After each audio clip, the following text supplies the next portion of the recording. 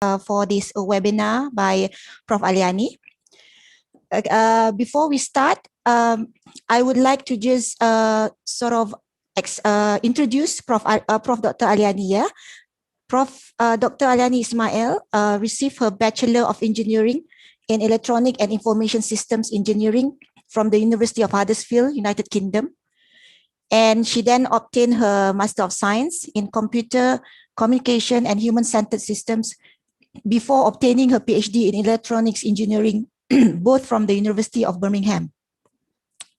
Currently, she is a professor of the Department of Computer and Communication Systems Engineering, Faculty of Engineering, UPM, and is also the Deputy Dean Academic at the faculty. In the past, she was also part of CADe. She was appointed as a Deputy Director under the Innovation in Teaching and Learning, and from 2012 to 2018. So Prof has been also appointed by the Ministry of Higher Education Malaysia, starting January 2017 until 2018 as the Chair of Malaysia E-Learning Council for Public Universities and also the Chair for Working Committee for Malaysia MOOC. So before we start, I would like to just explain here that for all of you, towards the end of the presentation, you can also ask questions face to face, but the questions can also be put in the chat box or the Zoom chat box of the YouTube live channel, and will be coordinated later for Prof to respond. Yeah. So without further ado, I would like to just pass the floor to Prof. Aliani. Assalamualaikum warahmatullahi wabarakatuh. Salam sejahtera. Good morning, everyone. Thank you, Dr. Dahlia, for a lengthy, for me it's a lengthy, lengthy introduction. Oh, cerita macam-macam. But it's, I'm sorry that I would like to ask permission to use both languages here lah. Perhaps it will be a bit more warm connecting in our national language as well. Okay, thank you for inviting me. CADe. CADe has been very close to my heart. I was in CADe for 6 long years, 6 lovely years. So thank you very much. What I'm gonna share today, this is what CADe has requested, and I accept the invitation to share with you the participants regarding innovative teaching, because it has been for quite some time that I talk on innovative teaching in UPM as well as abroad, outside UPM. So thank you for coming again. What I'm going to do today is running through my long slides. I hope I can cover all. So feel free to engage with me, because the title is about engagement. Perhaps I think most of our viewers today, audience today, participants today are educators. So be prepared to engage with me. You want your students to engage with you, you have to engage first. If I ask you questions, you can answer. If you ask me questions, I will answer. Nah. So salam perkenalan lah siapa-siapa yang belum kenal, perhaps in UPM ramai dah kita kenal. I can see a few familiar faces here. So let me share my slide ni nah. Okay.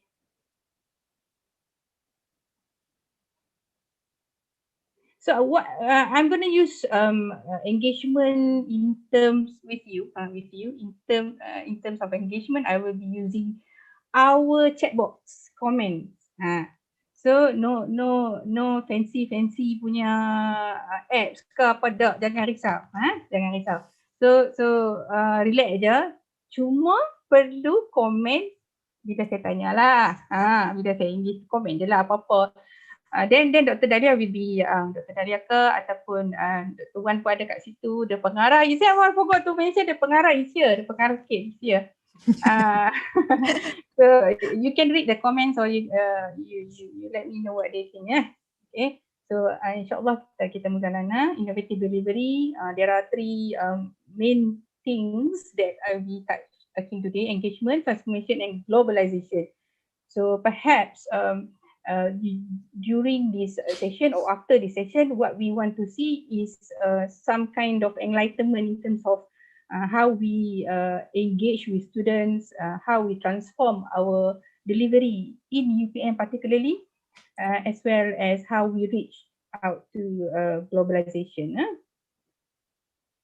So first and foremost, belum apa-apa lagi dah tanya question kan. So what is the nicest comment that you get for innovative delivery? Drop your comments in the comment box. Nah, saya bagi masa nak pasang lagu bagi you all listen. But please engage with me. Apa tu nanti kita tengok dekat comment box ya. Have a look at the comment box. But please engage with me. You are educators. You want to be engaged and you want to engage as well. So what is the nicest comment that you get for your innovative delivery? If you haven't got any comments, nice comments from your innovative delivery, perhaps you want to give yourself your own comments. The nicest comment that you can give for yourself, or the nicest comment that you have got so far. If nobody write in the chat box, I will not continue. Boleh Dr. Dalia? Okay. We have one comment there. Most interesting, one fun way of learning, engaging. So this is the nicest nicest again. Takkan dua orang je baru. Lain-lain mana? Thank you, teacher. Oh, this is very nice. People say thank you to me. It's very, very, I mean, yes, of course, it's the nicest comment that you can get. Clear and concise. No? I can see also here. Okay. Any more? Okay. Dah. Powerful voice. Enjoy the course. Mind blowing. Wow. Wow. Siapa ni? ALF ni nanti kita check PM tepi lah. Mind blowing. Easy to understand. Yes. That's a good comment there. Powerful voice. Apa tu?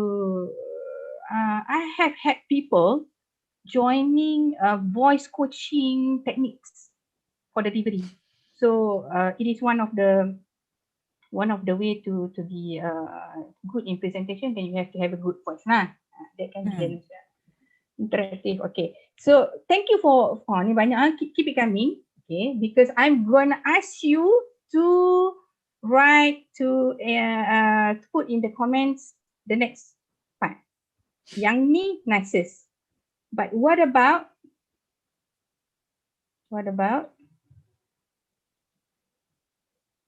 nastiest? So put up the nastiest comment that you get for your innovative delivery. If you haven't got any nasty comments, just give one for yourself. Ni. Hang buat plate classroom, orang buat gambar dah. Not something new. This is what I get. What I got last time. Hang buat plate classroom, orang buat lama dah. Hang baru nak buat plate classroom. Macam tu lah dia punya style. Hang baru nak buat plate classroom. Okay. So put up the comments. Keep it coming. Cakap laju sangat. Dr. Siti Khadijah cakap laju. Oh yeah. Is this necessary, Alif? She doesn't know what she's doing. I think we all got this comment, right? Cakap laju sangat tu lah kita tak apa, I got this comment, so don't worry. Late uploading the recording lecture. Ada lagi tak? Your method is confusing. Terror ke nak buat macam-macam tu? Okay. Okay. So okay, banyak. Easy to sketch the graph using technology. Ini yang bagus tadi Sir, keep on calling our names in class. Jackson, you. My students keep saying that to me because I have trouble remembering students' names. So what my solution is, I give them actors and actress names. Jackie Chan lah semua kan. Dia sebab tak ingat kan nama kan. Bagi nama kat dia orang lah. So banyak masa guna. Okay. So nobody has got comments like mine lah. Hang buat you buat flip classroom, orang lain dah buat lama dah. You buat blended learning is not something new. Sekarang ni orang buat AR, VR. Macam tu kan. So okay. The reason why aku dah okay dah lah, kita sambung sebenarnya lah. Tapi if you want to comment further, it's okay. You boleh. So why I ask you these questions, because people ask me quite a lot from my presentations last time in training on innovations, that what is the meaning of innovation? Because some people say that your innovation is not an innovation. Other people are doing other innovations, you are late and so on. So that's why I ask you. But at the end of the day, what I think is that in terms of innovative delivery, it is personal to a person. What did you do that you did not do before to improve your learning, the students' learning? What you compare yourself with you. You don't compare yourself with others. Otherwise, you will be, alamak, malunya nak cerita innovation I ni apa kan. For you, it's innovation, but perhaps for other people, it's not an innovation, but that's fine. As long as your students has got the benefit. Your students improve learning with what you have done better than yesterday. But the question is that whether you can sustain the innovation. Buat hari ni, esok tak mau buat dah. Tu banyak jadi. You try today, you don't want to do any more tomorrow because it's exhaustive. Macam-macam lah, banyak challenges. But if you can sustain that innovation, then you may be able to get the outcomes from your new techniques or new methods. That is from personal point of view. Don't get so down bila orang cakap macam-macam. So in terms of from the point of view of an institution, when the institution has invested some money, perhaps this is what you want to see. This is perhaps the innovation punya definition lah.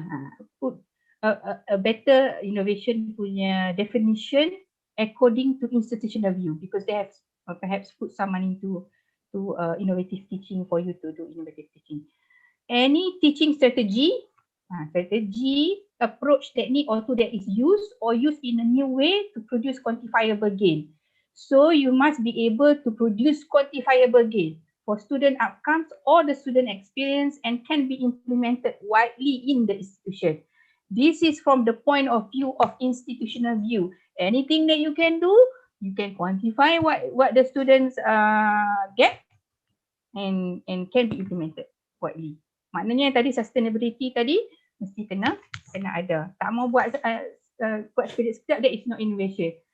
Sekali je buat. Lepas tu tak buat dah. Innovation lah sangat tu kan, susah nak replicate balik kan. So this is given by Institute of Learning, Innovative Learning Institute in the US. Okay. What I has also produced is relationship between quantifiable gain ataupun impact tadi, how to quantify gain perhaps, and in terms of implementation scale, how to widely used in an institution. So you have a scale here from low to high, and in terms of impact from low to high as well. So this quadrant will show you, for example, you have a low impact, low scale, unproven practice or tool. Unproven means there is no demonstration of quantifiable gain. You cannot actually show that it is gain from the point of view of students. Yang ni. For example, use of tablets has not been proven to positively impact to the learning, but there are some other research, more research. This is in 2015. I produced this in 2015. Perhaps there are more research that have been done on tablets, for example, So you pakai tablet ke, you pakai handphone ke, you pakai laptop ke, sama je effect dia. Tak ada effect, tak ada quantifiable gain pun. So itulah maksud dia. Dia low impact, low skill. Tapi perhaps there are other research that have shown that devices that actually contribute to student gain, then that's fine. Dia akan prove, dia akan naik dekat ni. Dia akan jadi inovatif lah kat sini. Kalau dia naik impact, high scale, higher scale that can be implemented widely, it can be innovative practice. If it's low in terms of impact but high in terms of scale, ini teaching strategy yang biasalah. Evidence that complex simulation ke, but very high impact, but tak semua orang boleh pakai yang ni. Kadang-kadang AR and VR pun jatuh dekat sini. It goes into this quadrant. Saya buka ni lah sekejap. So it may go into this quadrant. AR, VR, yes, it is perhaps high impact, or it can be trendy practice or tool. AR, VR. Because some of the teaching strategy has not been proven yet, but people have used it. So something like MOOC, this is a long time ago. Perhaps MOOCs now mungkin dah jadi dekat sini ya, dekat innovative practice lah. Okay. So this is how institutionally you want to quantify impact. You want to quantify the skill. So this is what you do. You divide the innovation in 4 quadrants. So this is from RIT as well, Learning Institute. How creative or unproven or trendy practices yang tadi tu can be more innovative. How to move into innovation is that once, for example, kita take yang trendy ni, how MOOC, for example, how MOOC, MOOC, Massive Open Online Course, be from a trendy one to innovative one. So this is what you do. How can a research-based investigation be designed for this practice or tool? So for nowadays, ramai sangat yang buat research in MOOC, I think.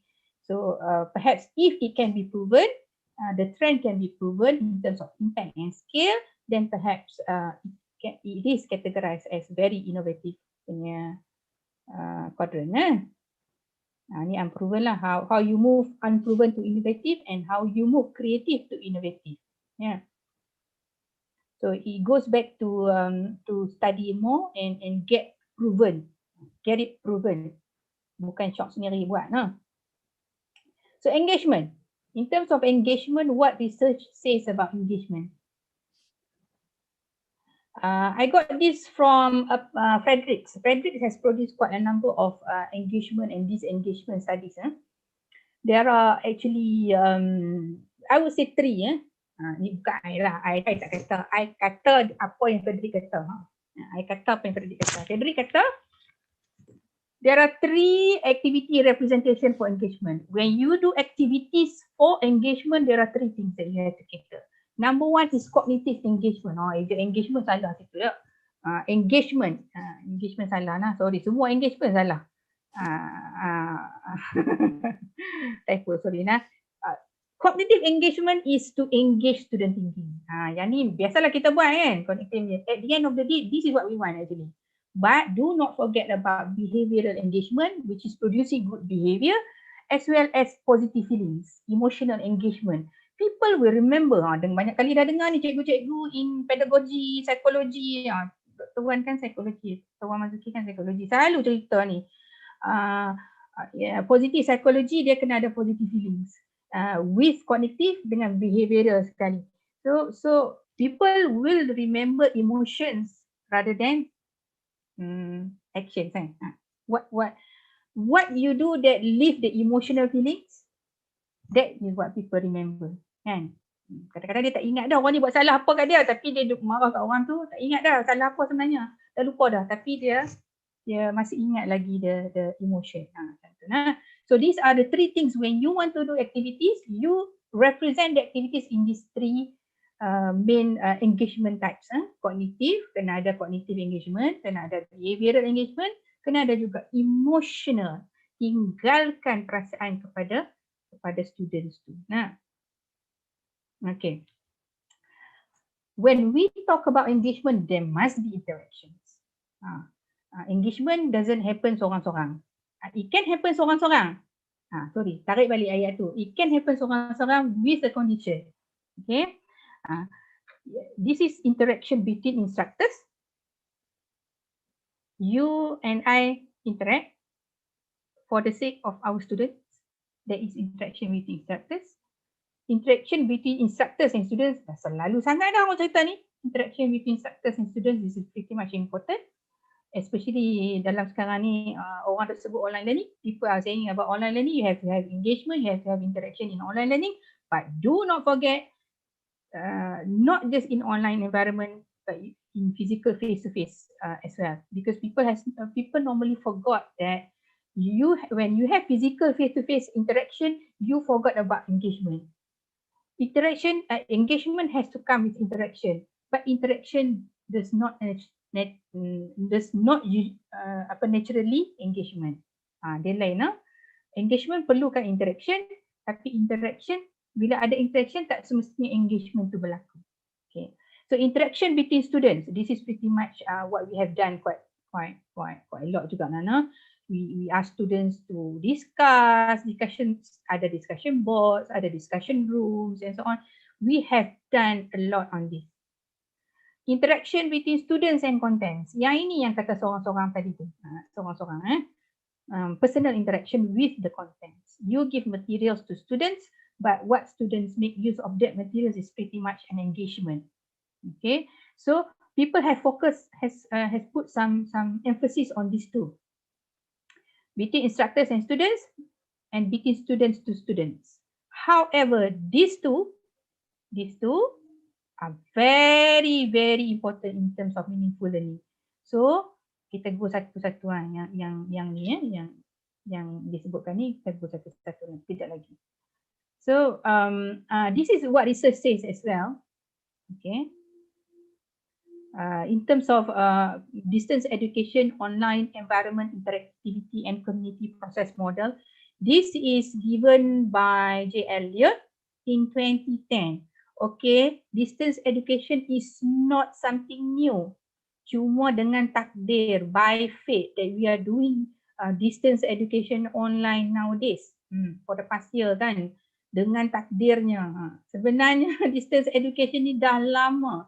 It's not something new. So we have quite established studies dalam distance education, but we are slow at implementing it in a massive scale like now lah. But anyway, by fate that kita move on to online learning kan, walaupun ada yang menyampah dengan online learning ni kan. But anyway, this is what we can do, emergency remote learning, teaching and learning. Okay, this is a model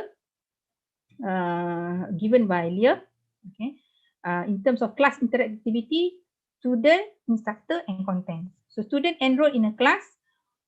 From the student side, the factors are, number one, of course, motivation. Nanti kita boleh minta Prof Wan Mazuki bagi motivasi kita. Kita pun nak kena ada motivasi juga kalau kita nak student ada motivation kan.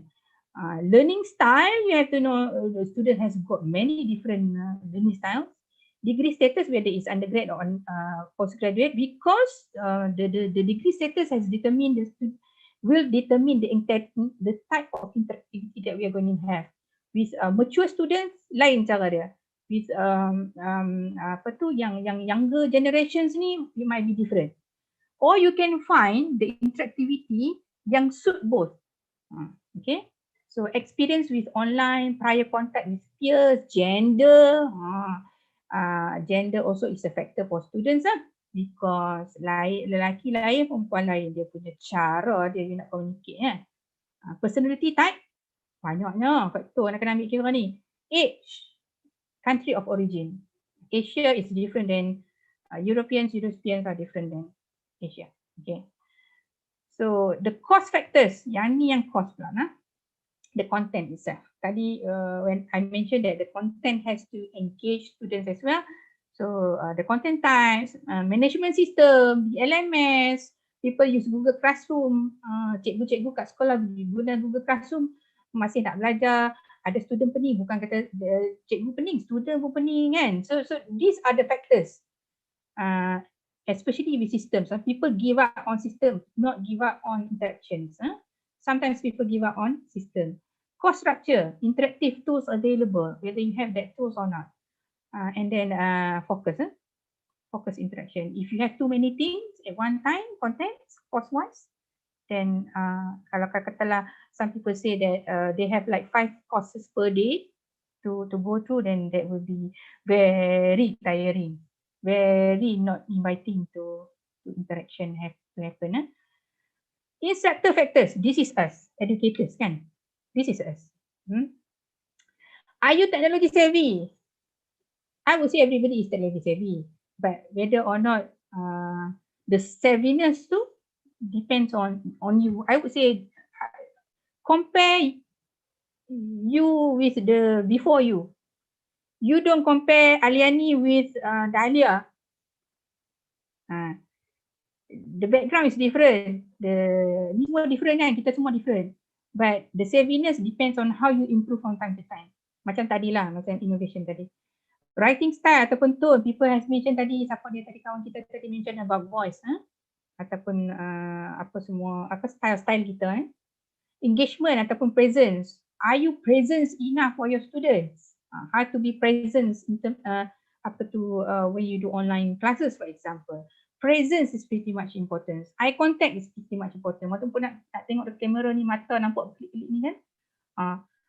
Susah juga nak tengok pasal kita nak kena tengok slide. Sepatutnya dalam eye contact kita klik-klik mata tengok. You all tak pola boleh tengok mata saya tak boleh tengok mata you all lah. Sama lah macam dalam kelas tak boleh kan. Tapi at least kita ada eye contact.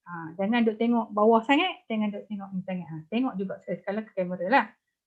Okay, presence has to be felt. Instructional design activities. People have given our colleagues, otai-otai kita ni macam Prof Karim, sebut juga lah Prof Karim kat sini kan. Banyak bagi instructional design activities ataupun assignments that we can follow. Types of very different types of instructional design, but you have to choose which one is suitable for you to run through.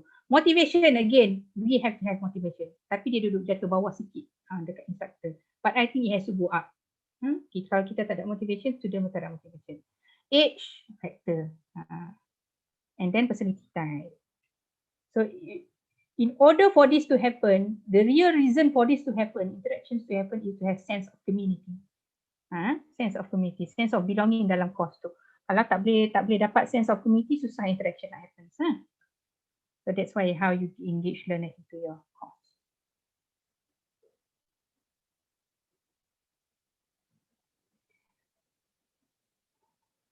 Dia kejung sekejap. Okay. Learner to learner engagement. We have mentioned learner to learner engagement. People have dah tahu banyak lah tentang ni kan. So the reason why we want to have a learner to learner engagement is that we want to create a dynamic sense of community. Sense of community in learning is pretty much important. When your students feel they belong to that community of learning, then that's where the interaction will happen.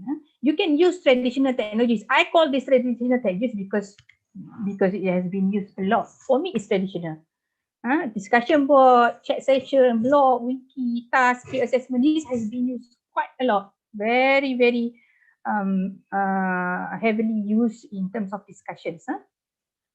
So you can use this. Tapi if you want to advance sikit, you go to social media. You use Twitter, you use Google application. You use TikTok.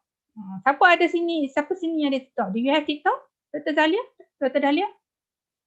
No. I was given TikToks by my students. Okay. So maybe our next step is to create TikTok. Kita try tengok TikTok kan. And Twitter has been used. This why that if you want to move further closer to our Gen X, Gen Y, Gen Z, Gen Y, Gen Y, Gen Z pun tengah ambil SPM Twitter feeds, Google, use a lot of Google applications free je. Learner to instructor engagement, yang ni biasa. But yang tak biasanya, people has always forgot about this. That research found out that students have give ratings to instructors on their work as most valuable so that they can make improvements in their learning process. Feedback, instructor feedback. When your students submit something, you ask your students to do, did you give thorough and timely feedbacks? Perhaps this is what we want to improve further in terms of our engagement to our students. Okay. Learner to content engagement. Dah mention juga tadi kan, but I find it quite intriguing that uh, real world applications actually produce more higher level engagement, critical thinking, subject mastery, authenticity of the real world examples. This is mentioned by Bri into activity. The research has gone, quite vast for the past few years. That even in our engineering courses, must have real world complex problems. So this is one of the way for us to do content engagement with students. Instructor to instructor engagement, ramai yang lupa, ramai yang tak buat, because people think that teaching ataupun what you have in classes is a personal space between instructor and student. This is the reason why people do not talk to each other in terms of teaching strategies. Your classes is your class. My classes is my class. So perhaps this is what we need to do more. Collaboration between instructors. Pretty much important to strategize course design and delivery. I found this experience very, very exhilarating when we came up with MOOC courses, MOOCs for UPM as well as at national level. We created a group of sorry, Bos Alia, slide 14 kot. Slide 14 ke? Slide 15. Your slide is not moving. Instructor to instructor. Ya dah. Kita duk cakap macam kami menyokong penuh ni. Kami menyokong penuh. Kat saya dia tunjuk 15, lepas tu pakai you lah. Collegial eh. Collegial ya. Tu baru sebut collaboration ni, saya stop share tak? I stop share first. I share again Janika, can you see this? Yes. Okay, alright.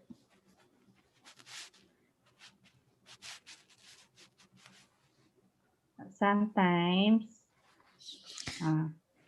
this is what it means by technology, but don't be disappointed. Human makes error too. Okay. So this is what I was talking about. Instructor to instructor engagement. This is the most forgotten part. Selalu when you go to training, people say that you have to have engagement with your students. You have to have engagement between students to students. But I found out that this instructor to instructor engagement is pretty much important when we want to design or strategize course design. Normally we see this as people say that this a lecturer is given authority to do design classes according to your needs and suitability. But in order for you to do that, you have to talk to others as well, talk to other instructors as well. How would be the best way to approach the classes? So open up the walls a bit. Biasanya lecturer ni dia kata, this is between me and my students. Tak apalah, I buat apa pun actually between me and my students. But don't forget that this is nowadays we have to open up a bit and collaborate between us. And actually we found out at the Faculty of Engineering, we have done quite a number of team teaching. Team teaching means 2 lecturers come into class together. So we have found out that students love it very much. Love when they have more than one instructor kan. So dia jadi more engaging. So don't be shy to work together with others. Okay. This is given by a web that I found, levels of engagement, because I think perhaps it is important to think about, to wonder what are the levels of the student engagement that we have in classes. Kadang-kadang kita tak sempat pun nak fikir, we don't have time to think about what the students actually think.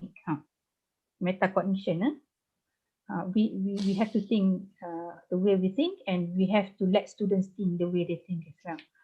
So let's have a look at these levels of engagement. Have you wondered that what are your students' level kan? Sometimes I wonder whether the students did their coursework or the students are committed because of they like the courses or because of the grades. Sometimes I wonder that. Okay, kita tengok yang bawah sekali. We look at this, rebellion. Rebellion, student yang nakal sikit lah ni. Diverted attention, no commitment at all. Ni kalau nakal maksudnya dia punya level of engagement tu very low lah. The student refuses to do the work. Act in ways to disrupt others. Dah lah tak buat kerja. Dia pergi kacau pula orang lain. Or substitute tasks and activities to which he or she is committed. Student develop poor work, sometimes negative attitudes toward formal education and intellectual tasks. Your role, our role as educator, is to transform rebellion. Jangan tinggalkan rebellion punya students because they are genius. This is the genius part. So we need to transform them into higher engagement, high attention and high commitment. That is our challenge. Dapat student yang dah bagus-bagus saja, lepas tu kita katakan kita good educator. Tapi bila dapat student yang tak apa-apa ni, kita kata student punya sebab. So it is our role nak transform rebellion ni kepada sini. So retreatism, no attention, no commitment. Ni diverted attention tadi, dia pergi kacau orang lain kan. Yang ni no attention, dia sebenarnya tak ada attention. Disengage, tak mau buat. But does not try to disrupt the work, dia tak kacau. Okay, students does not participate and learn little from nothing or nothing from the task. Dia tak rasa they learn anything. Retreat. Ritual compliance. Ritual, low attention, low commitment. Buat juga tapi buat sesuatu lah. The student is willing to expend whatever effort is needed to avoid negative consequences. Buat juga sebab takut cikgu Alia ni pula dah. Takut Prof ni marah gitu lah. Nanti takut maka kena potong. Buat jugalah. So asal submit. The student will learn at low and superficial level kan, sikit-sikit dia dapat. Strategic compliance, high attention, low commitment. Ini kita shock lah dua ni. Strategic compliance dia high attention but perhaps low commitment, kita kena brush up sikit je. The task has little inherent or direct value to the student, but the student associate it with outcomes or results that they do have value to the student, such as grades. So they want grades, they will give high attention, but low commitment. Student will abandon work if extrinsic goals are not realized and will not retain what is learned. Buat for the sake, they do the activities for the sake of grades. Strategic compliance, strategically, they play with strategies. I do this, I get more marks. Engagement, the highest level is when you get students who have high attention and also high commitment. Of course, this is our dream students to have in class, but normally it doesn't happen that way. So it comes in various levels of engagement, how you bring everybody into the highest level. That is what counts. The students associate the task with a result or product that has meaning and value to the students. So that's why in many trainings, people mention meaningful learning, values to students. So this is what we need to create. The student will persist in the face of difficulty and will learn in high and profound level. Some has mentioned this to be immersive learning. Now the terms we use quite a lot, immersive learning. How to get the students to forget to do the activities with very high attention and commitment and very immersive to them. So this is the level of engagement. So kita duduk kat mana? Kita sendiri tu duduk kat mana? Kita rasa-rasa when it comes to work, are we strategic compliance or are we engaged? Sendiri tanya lah, sendiri jawab. Dia tak jalan juga. Dia slow.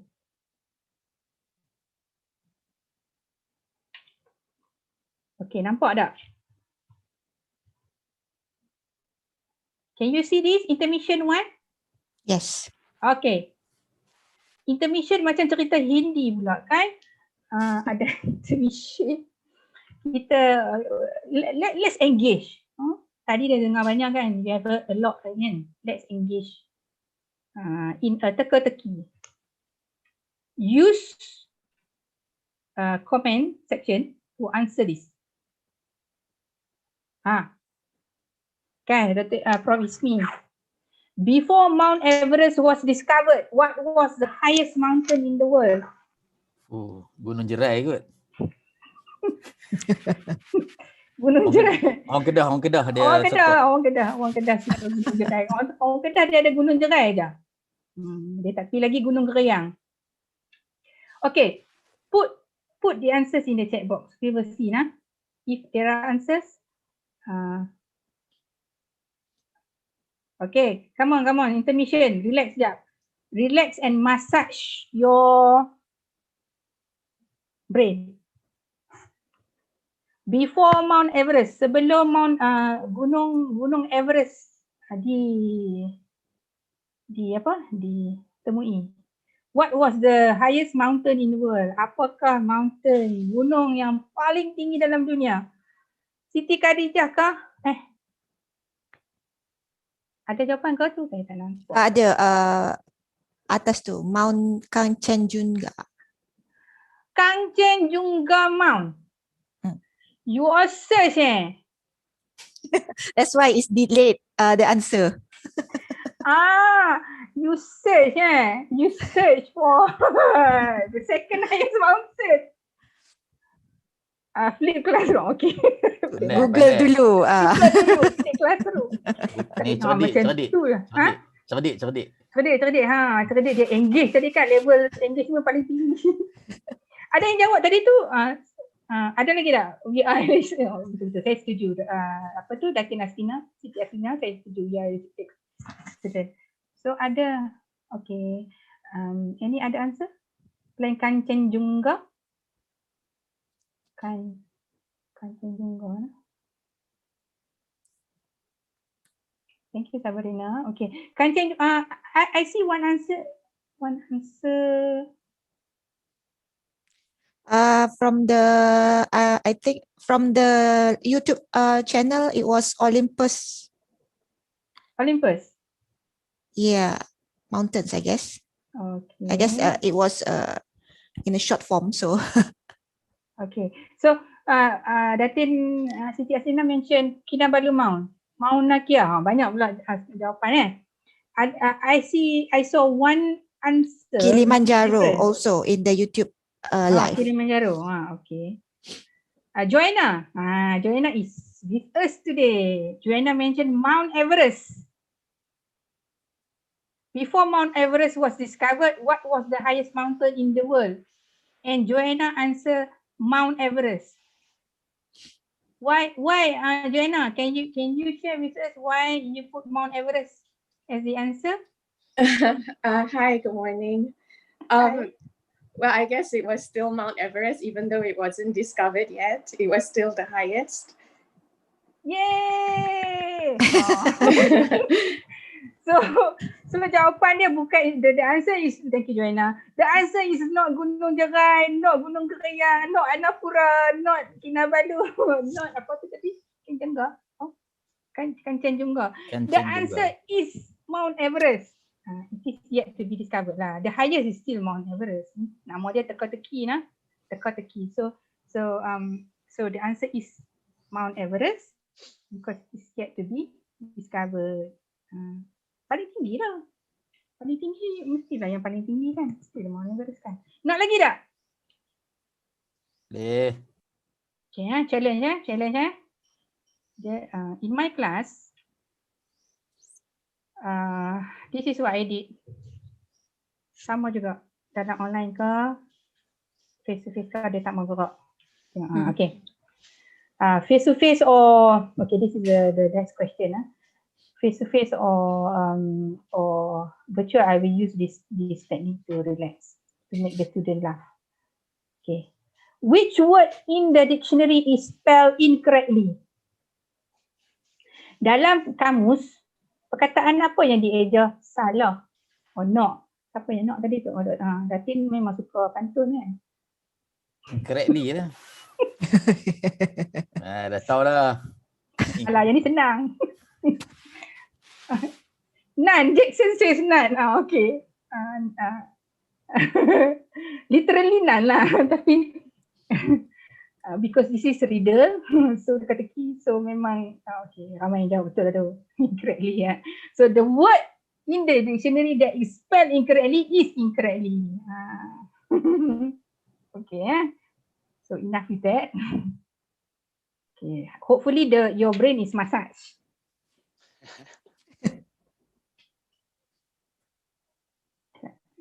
Okay. Tak apa slide ni sana.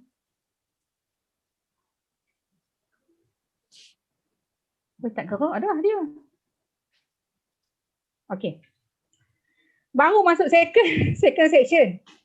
But bear with me. This is just sharing for UPM for you from UPM punya side. The transformation that we did in terms of academic transformation in UPM led by our TNCAA, Deputy Vice Chancellor of Academic Prof. Iqbal, led by our TNCs.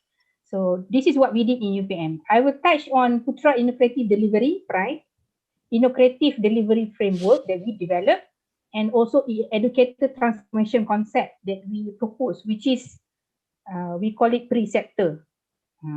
Preceptor. Pride, Innovative Delivery, and also preceptor.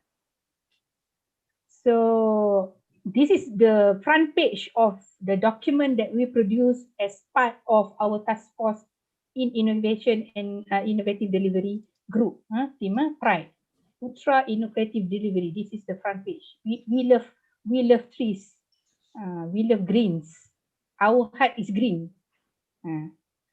So some of I think most of these slides are coming from this document, right? So I just want to share with you. Perhaps even in UPM, people are not still not many aware of this, as well as maybe sharing to other institutions lah. Meet the team. Ni yang lentok-lentok ni adalah this is our leader lah. Dr. Fadlina, Associate Professor Dr. Fadlina Muhammad Sharif. This is the team that produced the documents. Prof. Go, which is now in RMC. Dr. Dahlia pun ada in the team. Dr. Fairuz Izzuddin. Kita pun lah gambar sikit kan, dah buat kerja ni kan. Dr. Nur Izura, which is the pengarah pusat Koko. Dr. Rafidah Hod from Medical, Dr. Masnida from Education, and Cik Idham is our now dekat TMC gym. So these are the team. These are the people behind the scene lah. Tunjuklah sekali kan. Ni yang lentok ni comel ni. Ada datang hari ni, Dr. Fatina. The philosophy why we produce innovative delivery, teaching and learning delivery is the continuous efforts towards producing future-proof graduates. We want to create graduates who are ready for the future through impactful learning experience, designed to meet the expected learning outcome and personalized to the learner's needs. Personalized ni yang some people are a bit afraid of personalization to students because they think it's going to be a lot of hard work to personalize to learners' needs. This is Prof. Aida, our Sifu in education.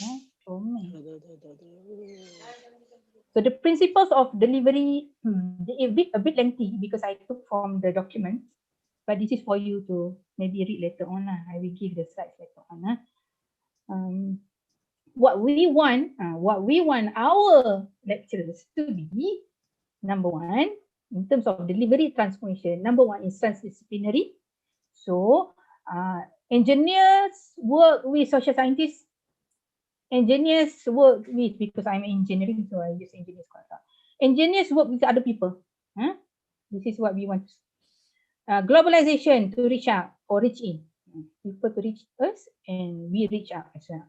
Engaging, this is what we are talking about, high level of engagement. Students do with commitment. So students nowadays are very diverse. They demand different attention, and that's why we need to produce, I think, critically and digitally proficient communicative, creative, connected, and compassionate educators. Masa when we produce this document, there are many sessions that we brainstorm. Apa benda lah sebenarnya nak transform ni?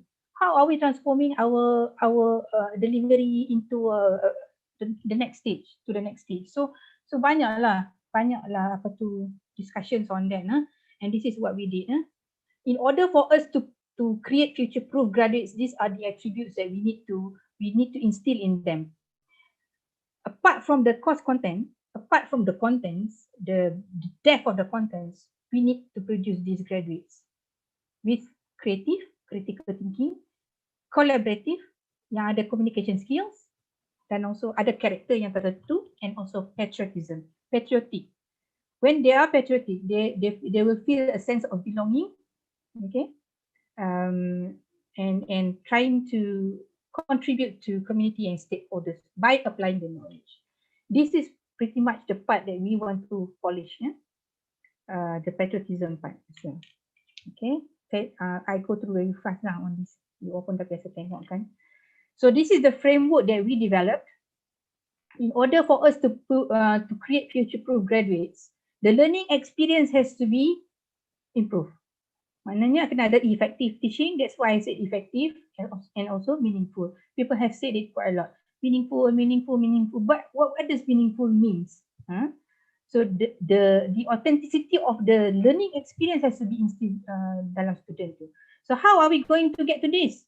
Technology enhanced active learning, interactive learning materials.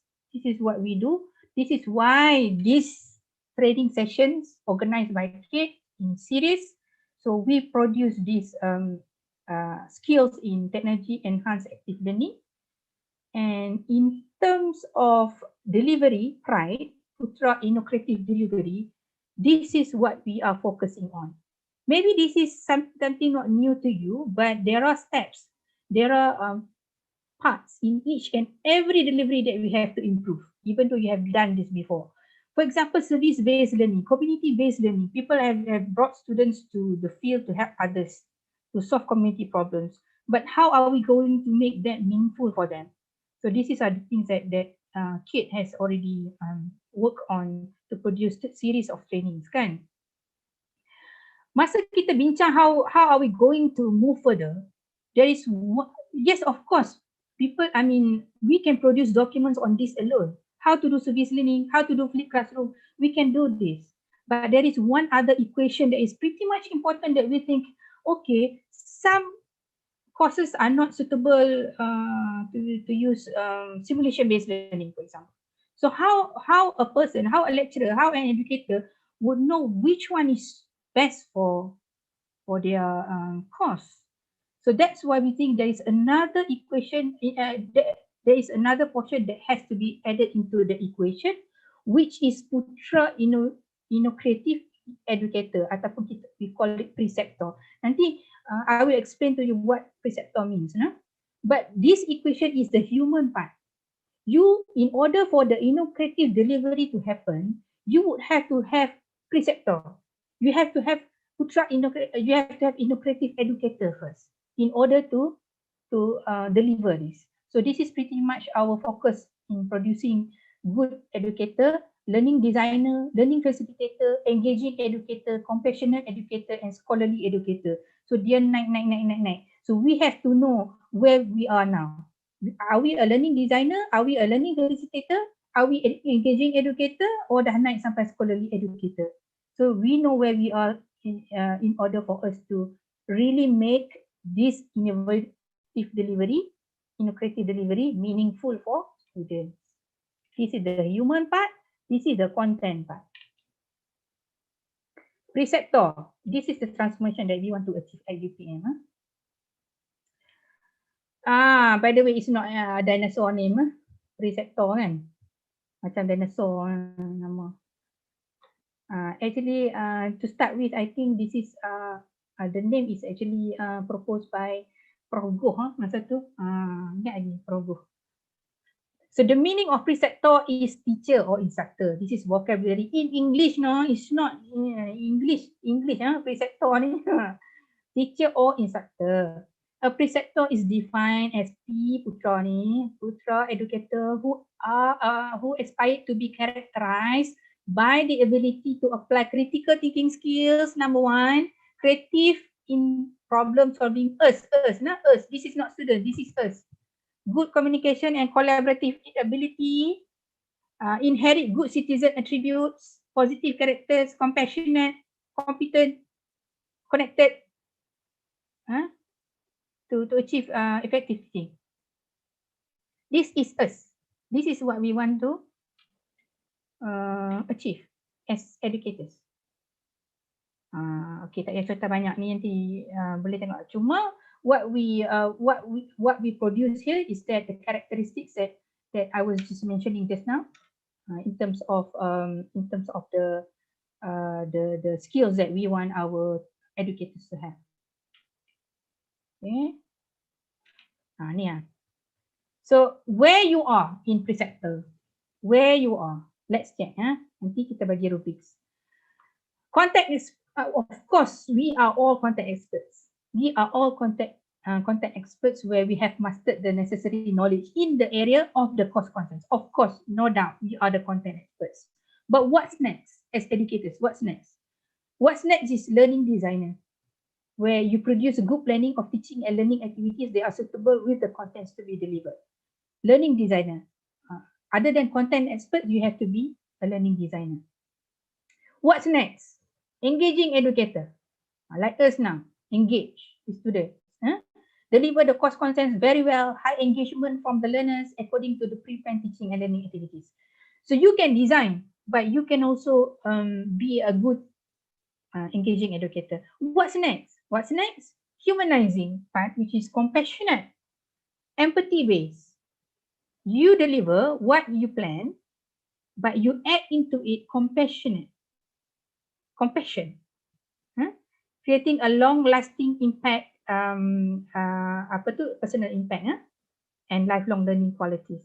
This is next. What's next? Scholarly educators who conduct studies to improve the effectiveness of proposed new innovative teaching methods and tools, and share the results with the public. So nak sampai tahap ni, rasanya progress ni sampai dah ni, scholarly educators ni. Kan? Agama belajar, insyaAllah. Terus belajar. So nak sampai macam level approach me tu kena step by step. This is how we go lah. We go step by step. So we have to know where we are now. In order for us to produce Putra Innovative Educators Pride ni, that have all the qualities to innovatively transform teaching and learning delivery. So this is I think the heart of transformation in terms of innovative delivery. Because we have been talking about strategies, methods for quite some time, but we forgot another important factor, which is the educator itself. You have to know which one is good for your courses. In order for you to do that, you go through this flow. Kita tengok mungkin ada lepas ni saya letak satu-satu lah.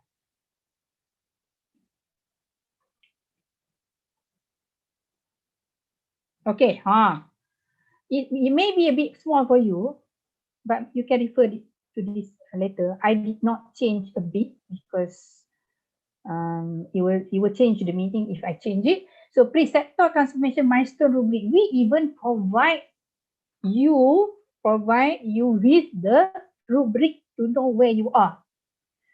For example, if you are a learning designer, an adequate learning designer, you should be able to identify learning needs, conduct minimum learning activities that suit the learning outcome, and usually have a rough plan on how the lesson and assessment will be conducted using available resources and materials. This is the level of producing teaching plan. So this is the level of producing teaching plan. But if you are an excellent learning designer, you should be able to come up with innovative pedagogies and or resources that may be adaptable and replicable.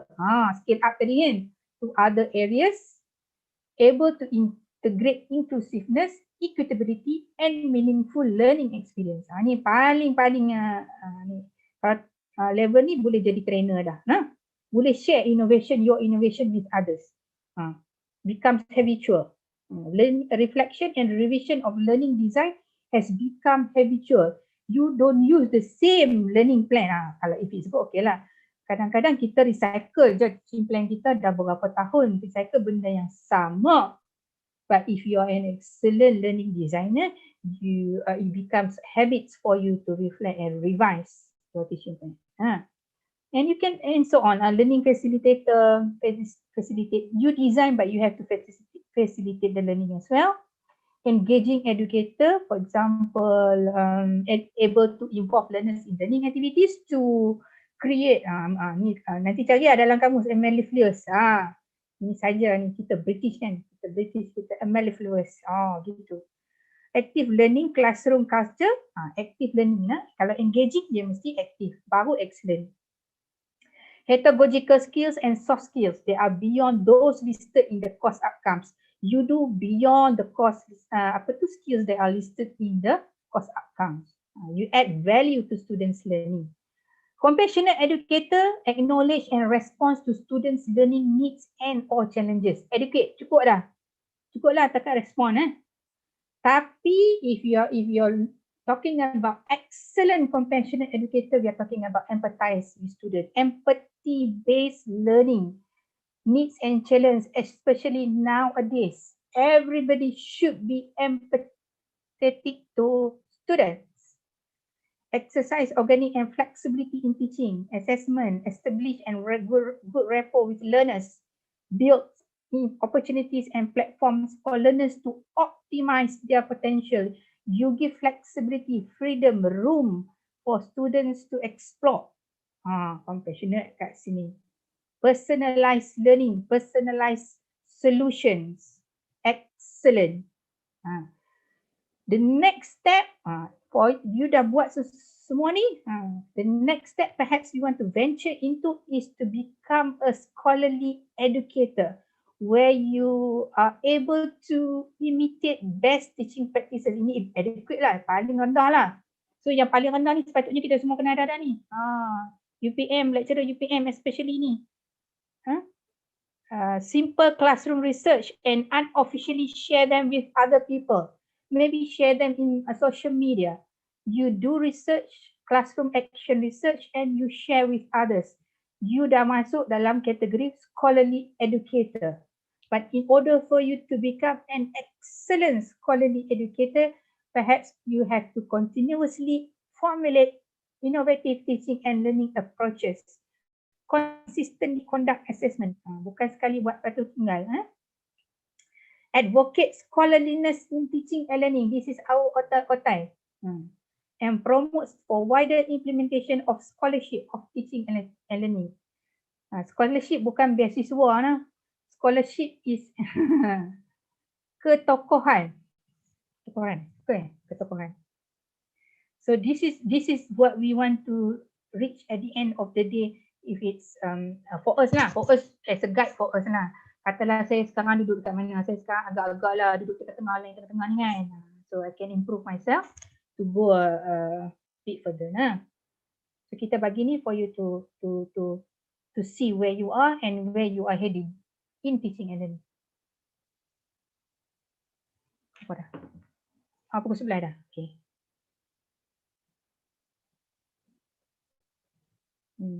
Okay. So this is just a flip through on how to become a good learning designer. This is steps to design learning. Many people, I think, CADe has also organized many series of instructional design to our educators as well. So this has been covered. Perhaps at the end of the day, engagement is still one of the things that we pretty much concerned about in design learning. Media and so on, feedback.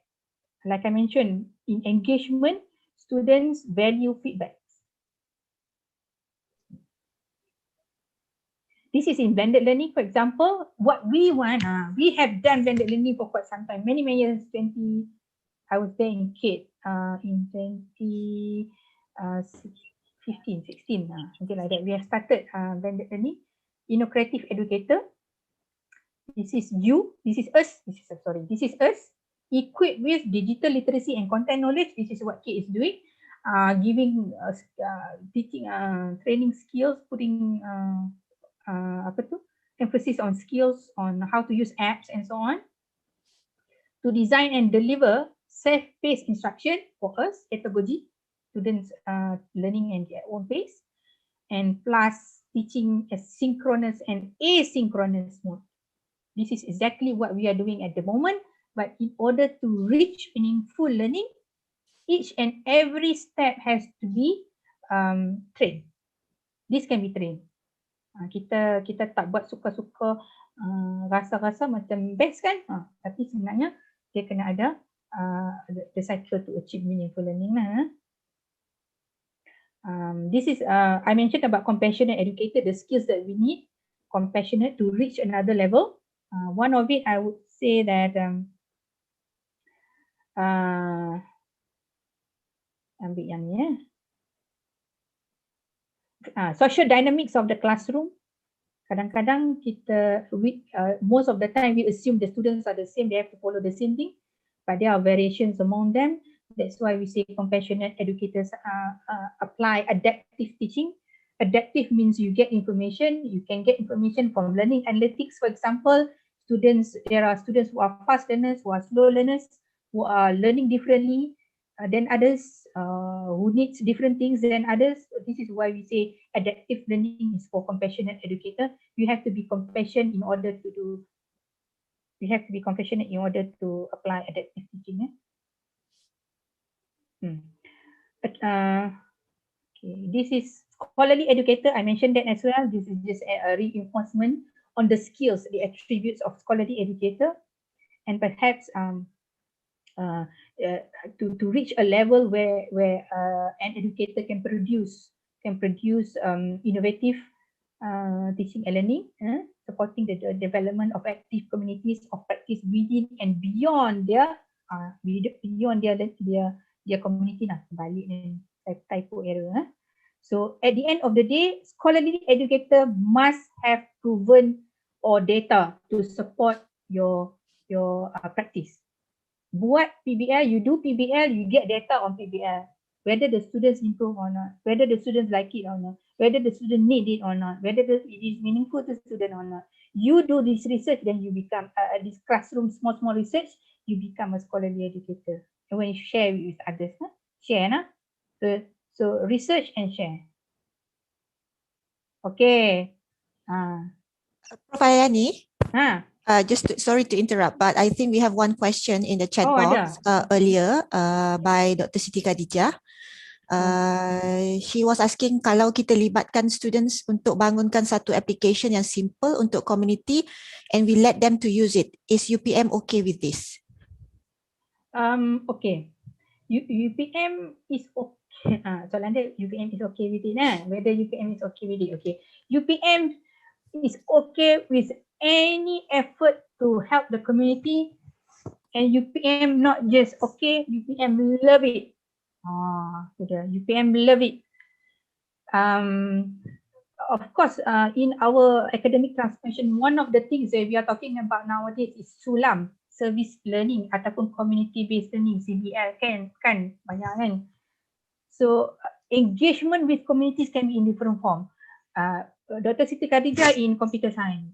So computer science punya part, you want the students to produce something, a product that can help the community, which is excellent. This is what we want. This is real world. Kita kata tadi authentic learning kan, real world environment punya project base kan. So yes, of course kita sangat sukalah, but it has to be done it has to be done with the intention that it solve the community punya problem, solve the community problem, as well as the students have meaningful learning. So with the intention that we are giving students the knowledge as well as the experience, as well as reaching out to communities.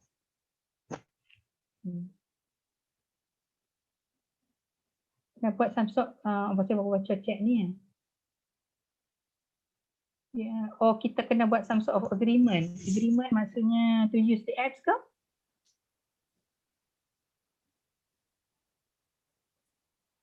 Yes. Okay. Okay. Because you don't involve any third party industry ke apa kan? So the application belongs to you. So it's up to you. That when the students produce the apps, this is what we call bahan hasilan pelajar, students artifacts, learning artifacts. So it belongs to the students and the lecturer lah. So if you want if you want the community to be used, perhaps there are some other steps lah, macam whether it's appropriate or not. Tu kena tengok lah. Whether the community wants it or not. So yang tu mungkin kena tengok lah the process tu. But in terms of the spirit, yes, of course, UPM love to have community-based projects. Well done, Dr. Siti Khadijah. Any more question?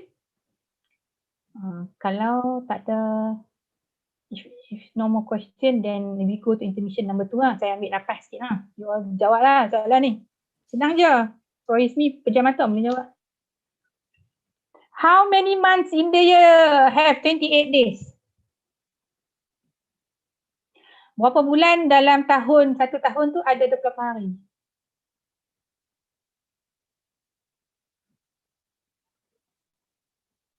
Oh, cepat Dr. Dahlia jawab. Aduh. Okay, Pushpa, 12. Michelle, 12. Every month. Anybody have different answer? Semua jawab 12. Betul lah tu. I can say this is very easy. Yang pejam-pejam mata dah tahu. Of course lah, every year. Nanti ada jawab Februari pula. So, every month has 28 days lah. Betul lah tu. Okay, one more.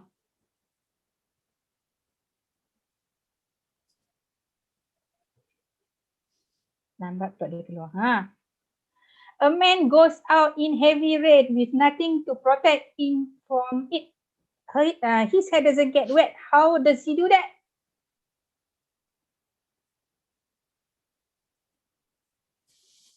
Seorang lelaki keluar ketika hujan lebat, tapi dia tak ada protection apa-apa pun daripada hujan, tapi dia punya rambut tak basah. Macam mana dia buat tu? There already answers there. Kita tengok tengok siapa yang jawab paling cepat. Dr. Alif, botak. Dan duit botak, bob. No bulus. Macam Alif. Tak ada bulu kan. Memanglah. Betul lah tu. So you are getting faster and faster to answer question. Jangan saya gelak kan. Suka ya. Pantau teka-teki. So the reason, as I mentioned, the reason why I have this intermission, I have this soalan teka-teki. I love teka-teki. I love riddles because it makes you think out of the box. If in my class, the way I engage with students outside of the content, next later, outside of the content is that to give this type of questions lah. Sometimes students give me teka-teki as well. Not just me giving teka-teki, but also students give me teka-teki. I still remember in one class that teka-teki was given to me. If you can answer this, you terror lah. Buah apa yang dia boleh jadi semakin muda? Which fruit that can become younger? Kelapa muda. Kelapa muda kalau gitu, buah hati always muda, jambu. Kelapa muda bolehlah juga anggur muda, jambu batu muda, strawberry muda kan. But which fruits actually becomes younger? Salah, ada 5 salah. Lina cuba lagi ya. They have one of the answer is buah hati, Buah hati. jambu. Buah hati becomes younger. Your buah hati becomes younger? Wow. Okay. Saya pun tak boleh jawab soalan ni. Jawapan dia yang saya mesti ingat dan saya sayang student ni lah. Student ni memang bagus lah, dia score Dia orang gelak-gelak lah saya tak boleh jawab kan. Dia kata saya give up. Kalau buah hati tak buat strategi wayang. Oh okay. Betul juga tu. Okay, the answer is mangosteen. Mangosteen. Okay. Gelak dah. Mangosteen. Tin. Baru faham kan? Lambat tikak Prof Ismi sure tak tikak. Bukan saya lah. Ni student saya bagilah. Saya give up lah. Saya sudah saya balik tidur tak lena. Dia orang suka lah. Saya tak boleh jawab tu. Sebab selalunya saya boleh jawab lah. So they like it very much. Okay, buat Melayu je tadi. Okay. Okay, thank you very much for engaging. Nanti kita bagi lagi. Kalau you all participate, engage, tak boring, then kita bagi lagi. Ataupun you all nak bagi teka-teki kat saya pun betul juga. Cuma nak masuk the last part which is on the globalization. This is perhaps very fast lah. Because I want to introduce perhaps, not introduce lah, maybe reiterate lah what UPM has done so far on global online learning empowerment. This is the initiative that CADe is spearheading. Okay. And the faculties are supportive towards this lah. Okay, in terms of globalization, should we go out to the world or the world come to us? Should we go out to the world? You answer lah dekat comment box tu. Kan? Active comment box tu tak apa. Tak apa. No problem. This engagement. We go out to the world or the world come to us? Some people have said that we should go out and reach the world with our courses. Some people say that the world should come to us. That means kita, kalau kita go out to the world, kita offer our courses to the world lah. Maksudnya mungkin online, globalized online learning. Ada juga kata we should bring people to come, we should bring the world to us. That means you take courses daripada Stanford ke, MIT ke, your students do that. The world come to us. So whichever way. Remember this is quite some time ago, shift number 9, globalized online learning of Malaysian education blueprint of higher education from 2015 to 2025. The focus is on enhancing the quality of teaching and learning, bringing the niche area to global arena, visibility, positioning and branding, as well as lifelong learning.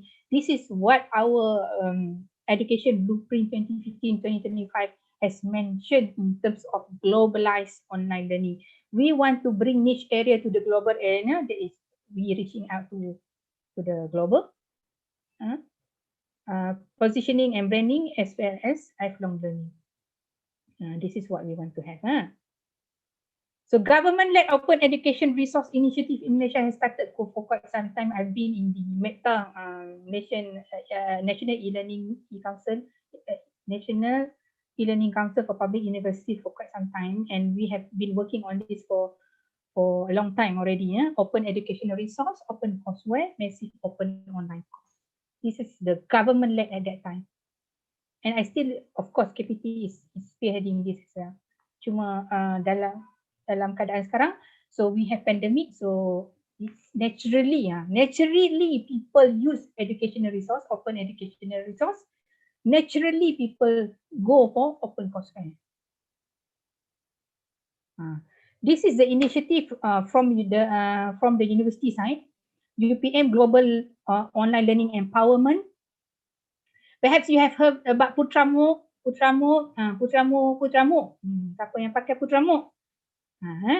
Massive open class by open online course by UPM. And we have before Putramo comes in, we have been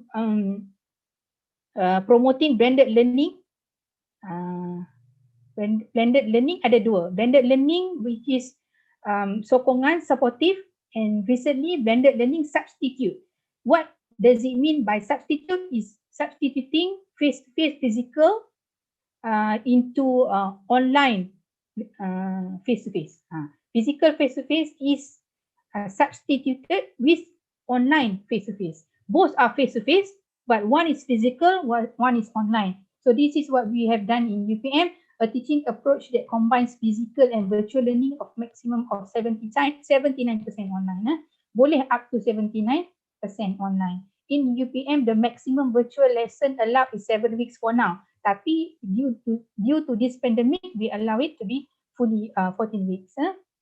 Because we consider it as face-to-face session as well, even though it is conducted online. This is face-to-face equals to physical or technology mediated session, synchronized session. This is mentioned in COPA ODL. COPA document, COPA ODL is a document by MQA which stated that physical and physical and online session synchronously is face-to-face session. So we can actually substitute it, physical to physical to online. Putramu, credit transfer Putramu, credit transfer MOOC. Students are allowed to transfer credit from equivalent MOOC courses into their academic program in UPM. Katakanlah if there are students who are taking MOOCs outside UPM, but they are allowed to transfer credits from the equivalent MOOCs as long as it fits into the 80% cost mapping, match 80% of cost mapping, then they can actually transfer credit from MOOC to any program in UPM. Putra EVF, Putra E-Visiting Fellows, scholars from and outside UPM are engaged in online service within minimum of 2 weeks. So you can actually invite other scholars from other institutions to provide online learning for minimum of 2 weeks. This is pretty much encouraged sharing between educators from different institutions. We have also Putra CGOL, Putra Collaborative Global Online Learning, where students in UPM and collaborating international institutions learn together online within 4 to 6 weeks in an academic course. Now, since the pandemic started, UPM has also promoting e-mobility.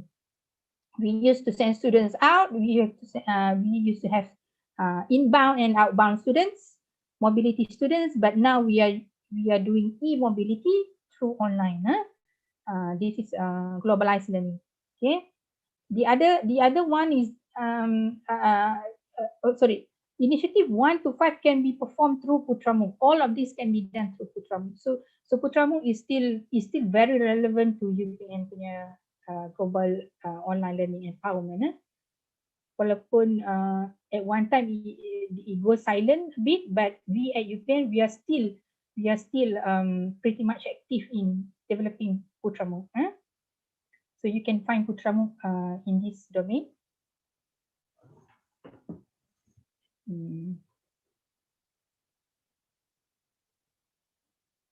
Oh, dia tak nak keluar dah.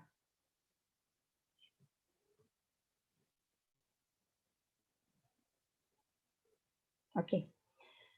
Some information. This is provided by Dr. Fadlina on the initiative where UPM has done a lot on supporting Putramu courses development strategies. So our target participants were students enrolled in an academic program anywhere in as long as it is an academic program.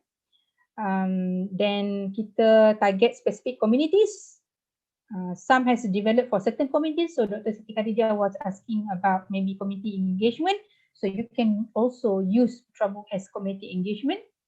Industry, for example, training unit of a company that takes Putramu courses to improve staff competencies.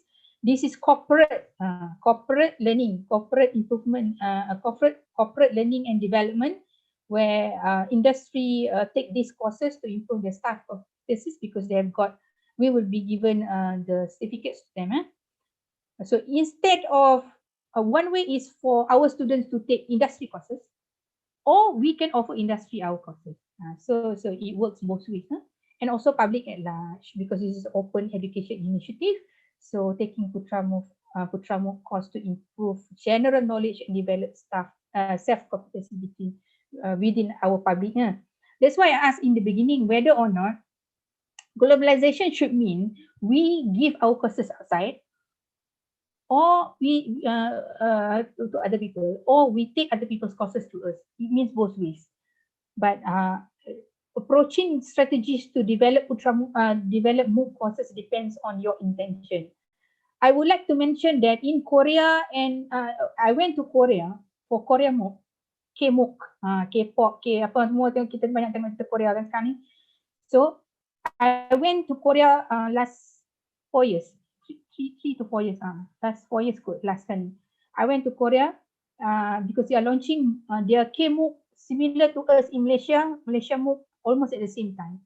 But what Korea did was they have courses in their own language, national language, because they want to reach out their people. But Malaysia has started the courses, most of our courses are in English. How many students, public, that can access to English courses? That is what we need to think, I think, moving from that direction. Moving into that direction is that we have reached global. Students from overseas have taken our promo courses. But what about the public in Malaysia? Do they get access to Putra MOOC? Do they understand because it is mainly in English? Or what kind of public that we want to support? Kalau orang yang biasa-biasa, kita duk cakap English is bukan semua orang faham lah. Kita kena faham lah masyarakat kita bukan semua orang faham. So if we want to target our community, then perhaps we need to transform our courses in Malay as well. Not to say that kita orang kita tak pandai cakap English, tapi we have to see the target group lah. Bukan semua bukan semua sama. So that's what Korea did. That's what Thai MOOC did. They offered the courses in their own language. Barulah sekarang ni they are developing courses in English. Kita terbalik sikit lah. Kita develop in English dulu. Barulah kita nak develop in Malay. Bahasa Melayu Whichever way, hopefully it benefit many of the people in the country lah.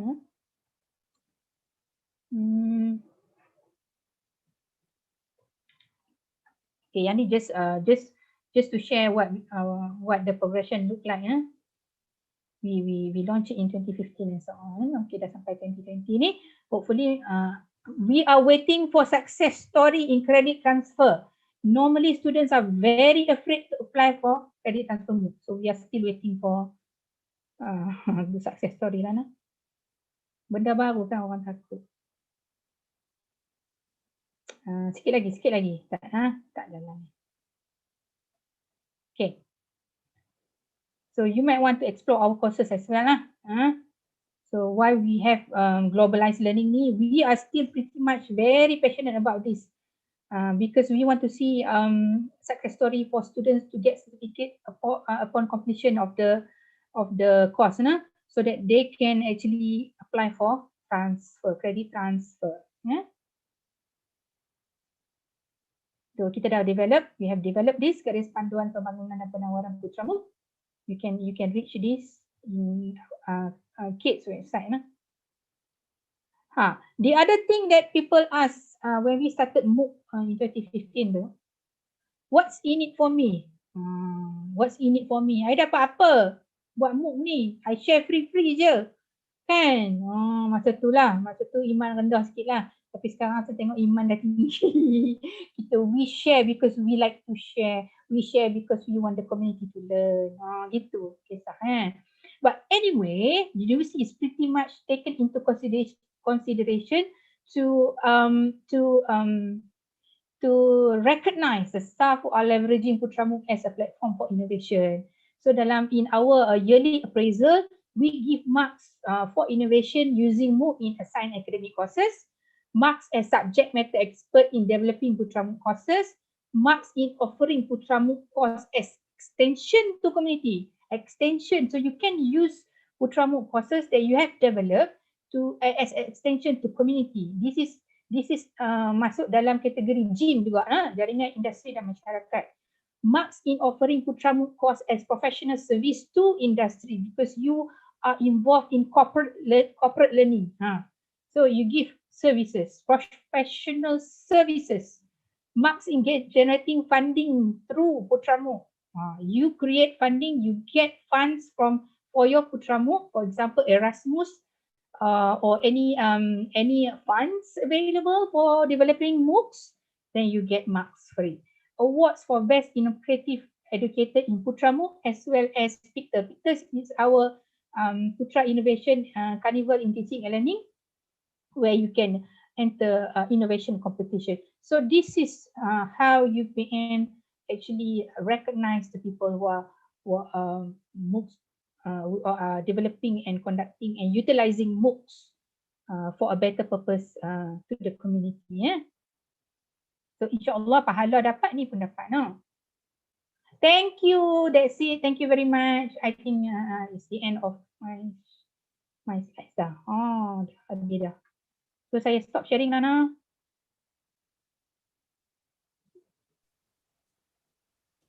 Okay. Dah pukul 11.30. This in time for question lah. Yes, thank you very much, Alia, for this interesting sharing. So let's just open the floor for any questions. You can raise your hand and ask the question yourself, or you can actually put in the YouTube live or the chat box.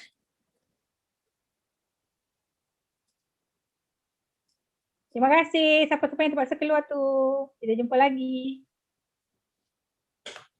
Any question?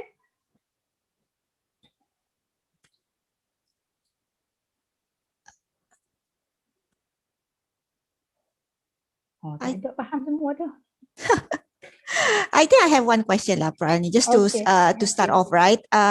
Maybe because I think based on our sometimes when we talk to lecturers, when we actually have a lot of sessions with lecturers, they always come back to the same issue that we already have a lot on our plate. So on top of that, as a lecturer, you have to also keep on learning and so on. So just from your experience, perhaps, how do you, I mean, for the rest to learn, actually, how do you balance, all these requirements that we have as a lecturer in the RU University, and maintain the motivation to be a good or excellent lecturer also for your students? I think I've got this question I got these questions many times as well when I gave training to young lecturers, KAP khusus asas pengajaran. So all of us are struggling with so many portfolios that we have to fulfill. But at the end of the day, we think about if there is I don't use the word balance. There is no balance. I use the word priority, because balance, you try to make things equal. This is the same as much as this. At the end of the day, you are not excellent in any. So I think prioritization is pretty much important for me. This is my experience. I joined UPM in 2006, and now 2020, dah berapa tahun dah tu kan, 14 years already kan. So 14 years tu dah dekat-dekat nak ambil PT3 dah, kalau ada anak satu kan. So of course we have many portfolios, but at the end of the day, our core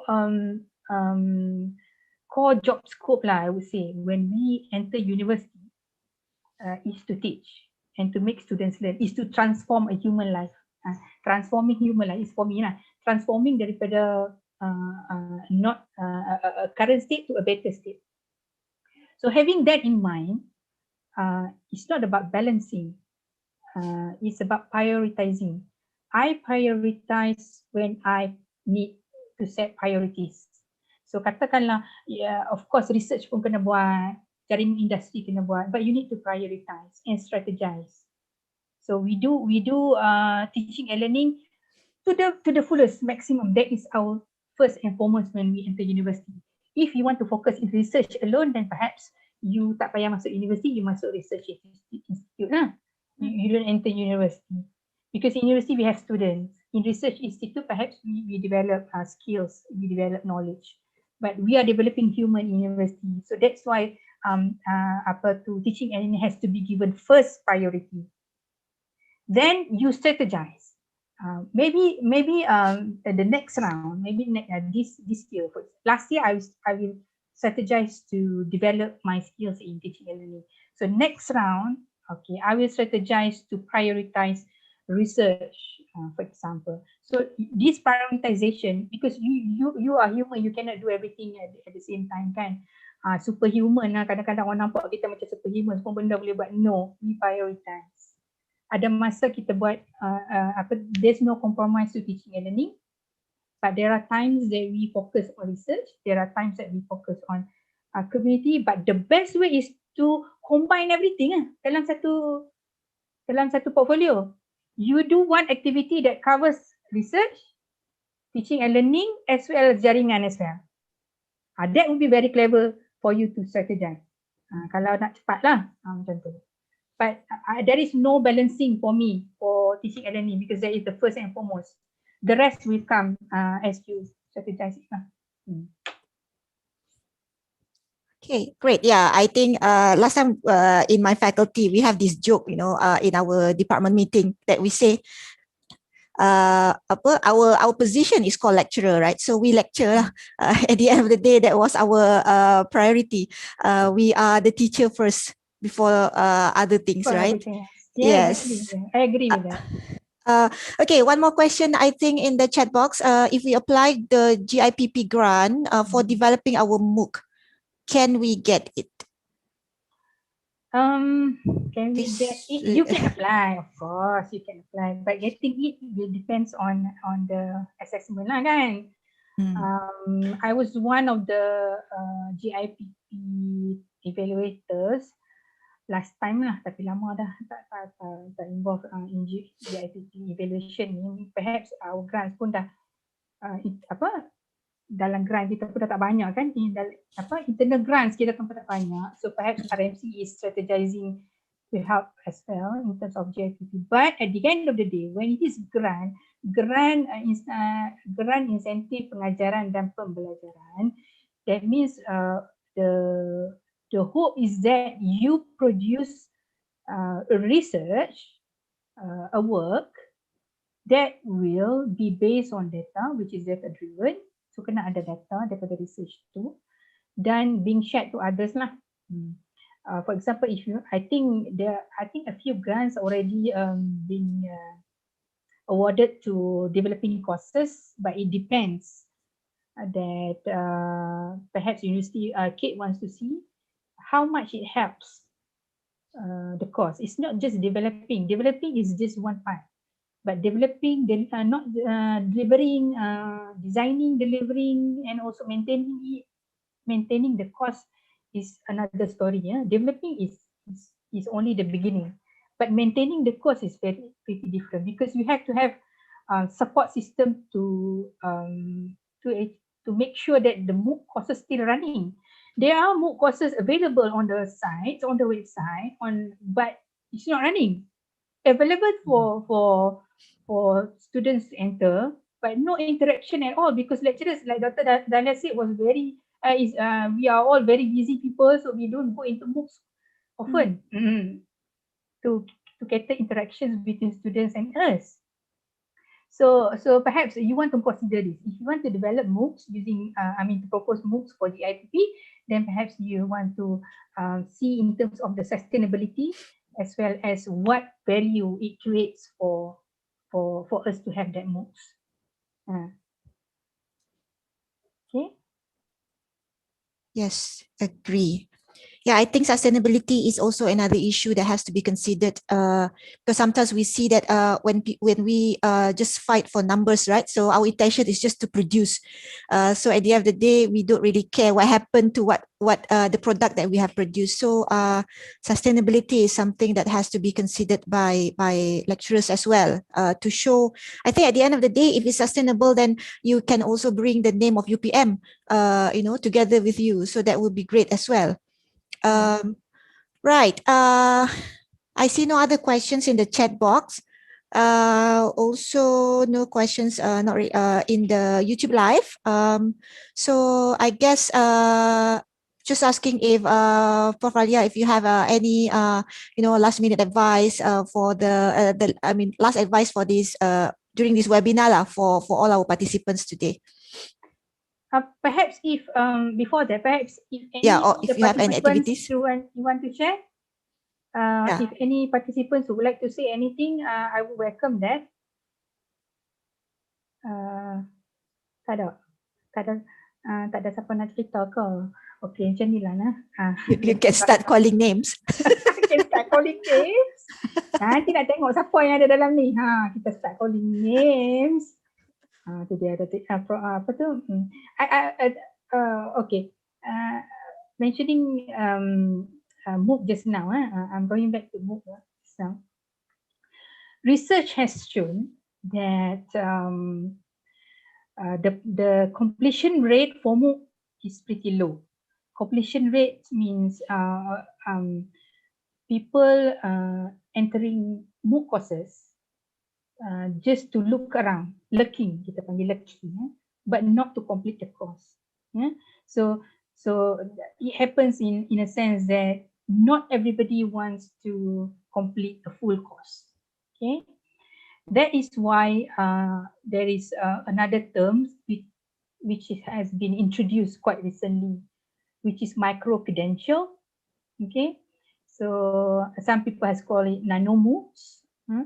So micro credential has been introduced to acknowledge, to accredit a smaller parts of a MOOC. So you have smaller sizes of MOOCs, but you accredit it. Last time when we did our research in MOOCs, it is mentioned that around globally, the completion rate is only about less than 20%. Globally, 20%. So that is why talking about sustainability, talking about how to make people come back to MOOC and complete it is pretty much a very challenging topic for us to venture into as well lah. Macam mana nak retain learners in MOOCs and how to retain learners in online learning as well. In online learning, of course, it has come with effect that if you don't complete this, our student will not get grades. But in MOOCs, it's more of a individual and personal effort to complete a course. So that is very challenging for somebody to finish a MOOC course. If somebody who has finished MOOC courses, then they can apply for MOOC credit transfer. This is where it gets very interesting. You can learn on your own, but at the end of the day, we can accredit you. So the role of university is different now. It's transforming into the authenticator of knowledge rather than the giver of knowledge. So you can learn anywhere, but we will authenticate your learning to become a credit, to become something that has a value to academic. So rather than we just give people courses, we also accredit courses from other people. So this is the hasrat of Putra MOOC, and I think the other MOOCs in the other universities as well, for credit transfer to happen. Prof Alia, boleh saja soalan kan, Dr. Dahlia? Boleh, Prof Ismi. Berkaitan dengan my sharing last week on collegiality, saya berminat bila Prof Alia mention about instructor to instructor collaboration and engagement. What do you think of kita punya orang kata apa, embracing this collegiality supaya we can work across department, faculty, and tadi Prof Ali ada mention student actually appreciate more when you have more than one lecturer in one course, you know, so they can learn a lot, they can benefit more, you know, by having more than one instructor sahaja. What do you see the future? How far have we managed to do that, and what do you hope? Okay, thank you, Prof. Ismi. To answer that, I think it has to go back to curriculum transformation. It has to go back to curriculum transformation. If you want to transform our delivery, then our curriculum has to change as well. Itu kan kata cross-disciplinary semua kan? Yes, it has to start from there. The vision and the mission should start from curriculum transformation. We have another group in CADe, task force in CADe yang buat curriculum punya transformation tu kan, because our group yang tadi tu adalah on the delivery side. But at the end, yang flexible curriculum and so on tu kan. Yeah. So talking about collegiality and our experience in engineering, we are designing our curriculum now to have cross branches dulu before we reach out to others ni yang dekat social science or any other faculties ni. We try to develop collegiality between branches first. Branches means macam there are 4 branches in engineering. For example, mechanical branches, mechanical engineering. Yang main branches ni lah ada 4 mechanical, chemical, electrical and civil. Sorry, ada 4 So under mechanical alone, there are 2 other sub branches, which is aerospace and also Allahu Akbar. Tak ingat dah. Masa ni tak ingat lah. Tapi there are other sub branches. Before these branches dia tak kurang work together lah. They have their own branches to work on. Mechanical, aerospace. Dia tak fluid sangat lah. Dia tak fluid sangat. So at the end of the day, what we want to achieve in this cycle of transformation, academic curriculum transformation, is that they talk to each other first. Sub branches talk to equal sub branches dengan mother branches. They talk to each other first. So we come up with common engineering punya courses lah. Common engineering courses where we do projects together. That is the inspiration lah. When we have projects, we do projects cross-discipline within the same branches first. For example, my department in computer and communication systems, kita work dengan electrical electronics, but that is the mother branches lah. So there are kita try dulu within our community dulu, engineering community. But we have conducted study on major minor preferences among students. Major minor ni memang students from our survey feedbacks tu, students who want other field other than engineering. So one of the famous ataupun one of the most popular non-engineering field is language, modern languages. So they would be willing to spend more. They would be willing to spend more time taking credits in other field for their minor. For example, electrical engineering with French language, for example. So we have got that study. We have done that study, but the movement is a bit slow because you will add another, another workload lah. Tadi Dr. Dahlia kata sibuk kan. Lecturer semua sibuk, memanglah semua sibuk kan. But we will find a team to do that lah. But it is very interesting in terms of, so that means lecturers also kena ada collegiality lah. Yes. Before student nak interested, but tapi lecturer interested. Tak, students dia ada extra value macam tu kan. So at the end of the day, that is what we want our students to have in terms of added values to their degree lah. Okay. Perhaps we need to talk more lah kan among lecturers, barulah nampak. Apa reduce territorial kan? Reduce territorial, exactly. Tapi thank you. birokrasi pun kena reduce lah. Setuju sangat. Ini kita nak political buat will, political will kena ada, political will. political will, flexible, fluid apa semua, tapi at the end of the day payah sangat, banyak benda sangat nak kena kena macam ni kan. So at the end of the day, ramai yang penat, bila dah penat tak mau buat dah. Setuju. Make it easy lah, make it easy for that to happen, then insyaAllah our graduates will have added values lah. Okay, insyaAllah. Kita sokong CADe lah. CADe akan jadi champion lah, insyaAllah. Ya betul. CADe. Kita minta je lah. Kita minta kat CADe lah. Kita rakyat marahin. We'll take note. Right. Anymore kalau tak ada, saya pun kalau tak ada, saya ucap terima kasih banyak lah kepada CADe especially kerana for inviting me to this session. And perhaps I would love to hear more from others as well lah. I've also heard from other trainers, and we as educators, we need to learn. Don't ever think that kita pandai lah. Don't ever think that we have enough. Don't ever think of that, because we need to improve our skills from time to time. Be it in teaching and learning, be it in research and so on. So we have to stay motivated. Of course, there are times that we will feel down, but just tutup laptop and just don't think of anything else, and wake up again when you are ready to kick. Kan? So if you feel tired as a lecturer, if you feel tired, just stop sekejap. Mandi pun tak apa.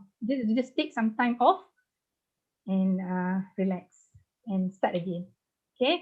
So thank you very much, Dr. Dahlia and Kate and all participants. Yang salah tu daripada saya. So I apologize if there are any shortcomings during this session. I hope you benefit a lot from it. Thank you very much. Terima kasih, Prof. Aliani. Thank you very much for responding to all our queries as well. Thank you again for the sharing as well. So this concludes our webinar today. So for all the participants, please don't forget to to fill in your attendance and answer some of the survey questions there for our benefit as well, so that we can always improve our training in CADe. So on behalf of CADe, we hope you have learned and enjoyed this presentation, and so hopefully we also meet again in other webinars as well. So if you have any suggestions for future webinars for CADe, please also put into the form, so that we can take note of that. So thank you very much. Thank you, Prof. Aliani, and thank you, everybody. Have a nice day. Thank you. Bye-bye. Congratulations. Assalamualaikum. Wassalam.